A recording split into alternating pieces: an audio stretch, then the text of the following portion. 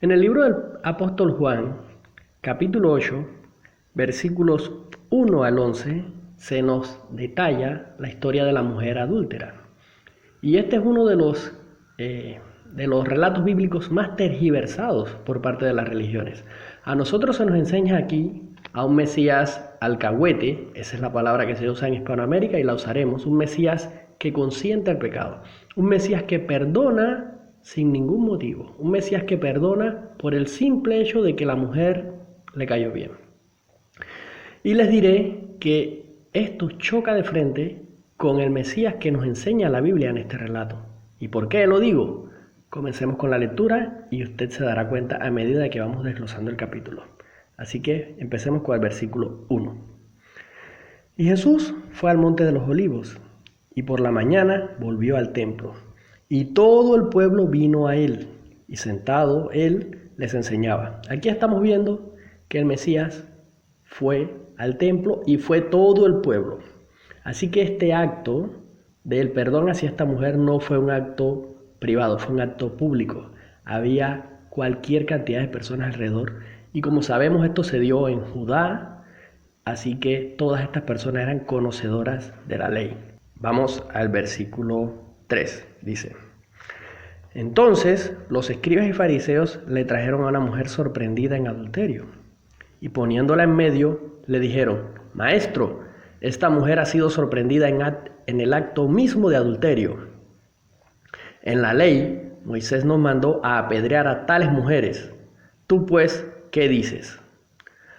Entonces, ¿qué es lo que debería hacer un cristiano al ver esto?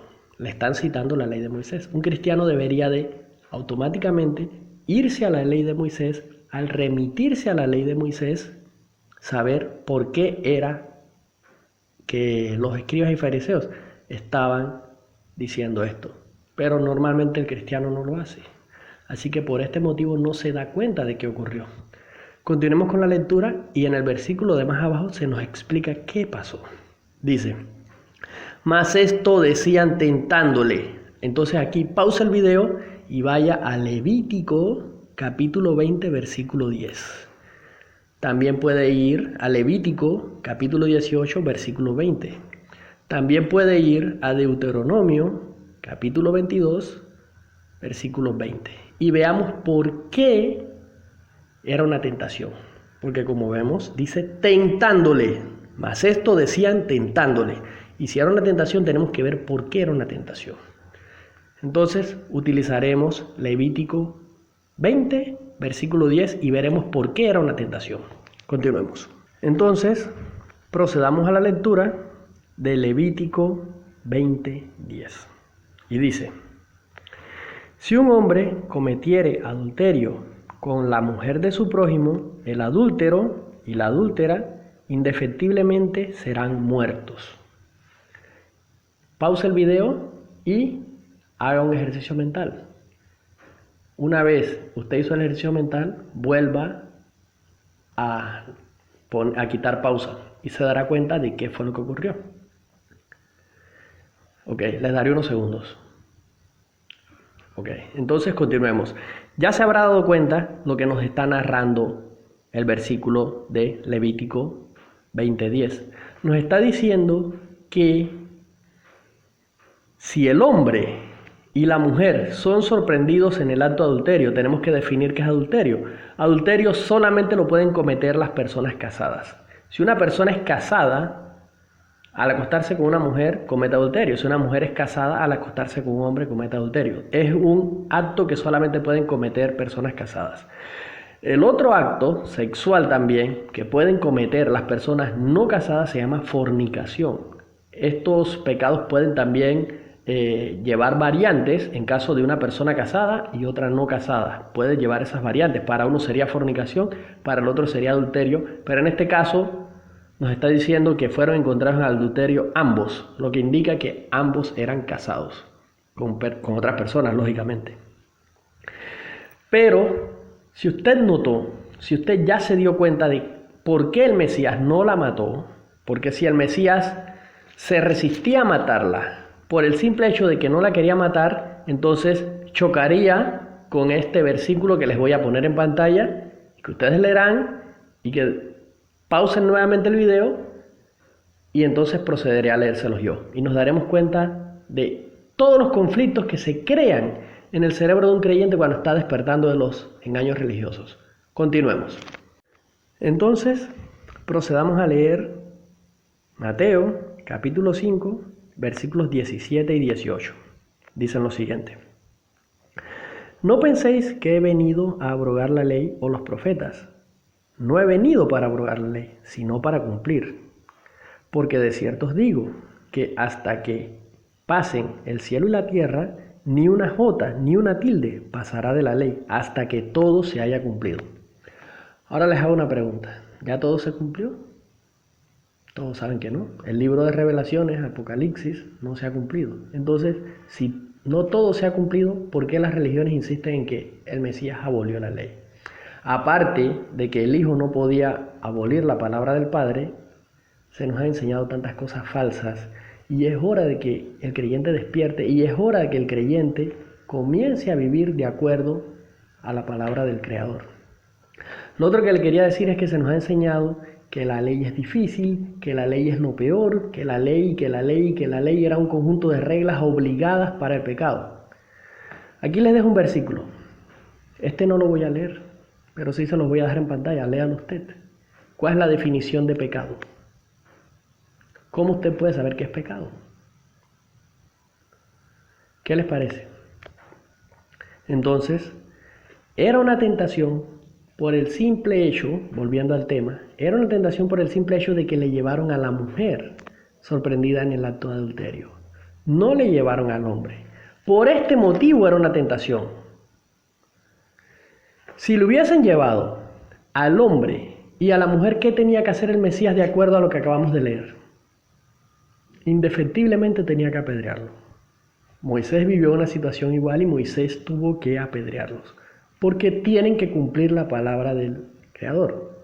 Claro, hoy nosotros estamos en la dispersión, no estamos en Israel y no tenemos por qué cumplir este tipo de cosas. Pero si estuviéramos en Israel, si no estuviéramos en la dispersión, tuviéramos que cumplirla. Entonces, ¿por qué la nación de Israel normalmente caía en pecado? Porque no cumplía la palabra de Dios. Se nos ha enseñado durante muchos años que la palabra de Dios es mala, que la palabra de Dios es dura. ¿Ustedes saben qué es la palabra de Dios? La palabra de Dios son mandatos buenos para el ser humano, son mandatos de civilización, son mandatos civilizados. Les pondré un ejemplo. No corras tu cerca fuera de tus límites, porque le estarías robando un pedazo de tierra a tu vecino. Eso es la ley. Y esos simples mandamientos, como estos, claro, hay otros que no se le atribuyen a usted. Por ejemplo, los mandamientos para los sacerdotes. Eso solamente lo tienen que cumplir los sacerdotes. Los mandamientos para los levitas. Eso solamente lo tienen que cumplir los levitas. Los mandamientos para las mujeres. Solamente lo tienen que cumplir las mujeres. Y los mandamientos para los hombres. Solamente lo tienen que cumplir los hombres. Pero se ha enseñado de que mandamiento es sinónimo de ley y que nosotros no estamos bajo ley. El próximo capítulo que haré será el explicar qué significa estar bajo ley y qué significa estar bajo gracia. Pero les voy a dar un adelanto. En sus países hay cárceles. ¿Quiénes están bajo ley? Pues el que delinquió. ¿Y por qué está bajo ley? Porque está preso. Eso es estar bajo ley. Pero si usted está libre y usted goza de todos sus beneficios, de todos los derechos, entonces usted está bajo gracia. Claro, hay países que cobran muchos impuestos y que hacen pensar a muchos que la gracia no existe. Pero es que la Biblia es una carta legal, es la constitución de la nación de Israel bíblico. ¿Por qué se ha dejado de entender? Por las malas enseñanzas de los líderes religiosos, no porque Dios nos dejó un documento inentendible.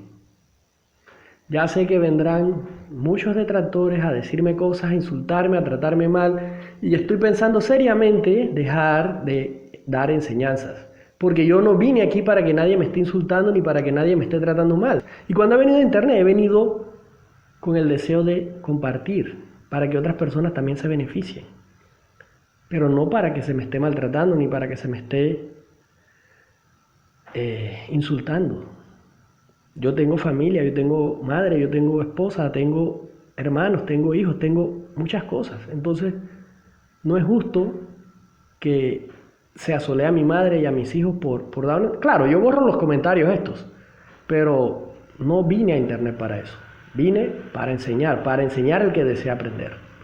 Continuemos. Entonces, volvamos a la lectura del versículo 6.